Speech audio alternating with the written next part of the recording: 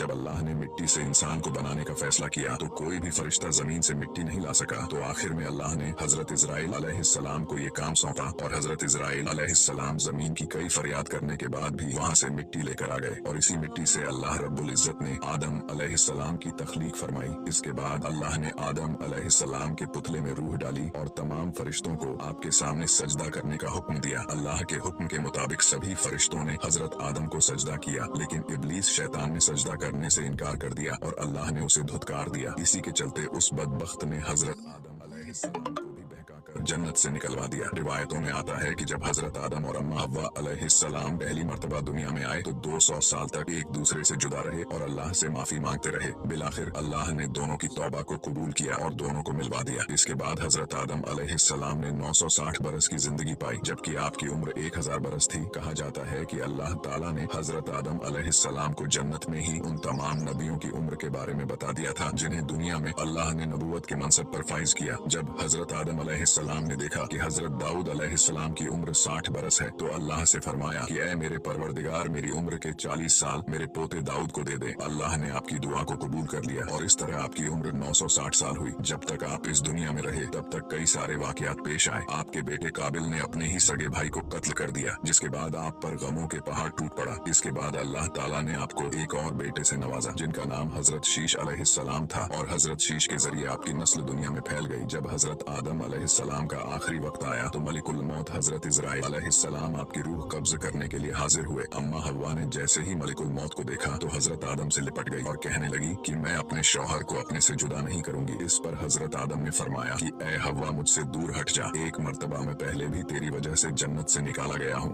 आज अल्लाह और उसके फरिश्ते के दरमियान रुकावट न बन। इसके बाद आपने मलिकुल मौत से मुखातिब होकर कहा कि ऐ मलिकुल मौत, क्या तुम भूल तो नहीं गए? मैंने अल्लाह से सुना है कि मेरी उम्र 1000 साल है और अभी तो मुझे 960 साल हुए हैं। तो मलिकुल मौत ने फरमाया कि ऐ हजरत आदम अलैहिस्सलाम, आपने अल्लाह से खुद ही फरमाया था कि मेरी जिंदगी के 40 साल मेरे पोते दाऊद को दिए जाए। बस इसके बाद हजरत आदम की रूह कब्ज कर ली गई। आपको गुसल फरिश्तों ने दिया और नमाज जनाजा भी फरिश्तों ने हजरत जिब्राइल के पीछे अदा की और तभी ये हुक्म हुआ कि जब भी किसी मोमिन की वफात हो तो उनके जिस्म को ऐसे ही दफन करना। और आज तक अल्लाह के हुक्म के मुताबिक मोमिनों को ऐसे ही दफन किया जाता है। ये था वो वाकया जो हजरत आदम अलैहिस्सलाम की वफात के वक्त पेश आया और इस तरह दुनिया के पहले शख्स और अल्लाह के पहले नबी हजरत आदम अलैहिस्सलाम की वफात हुई। वीडियो पसंद आए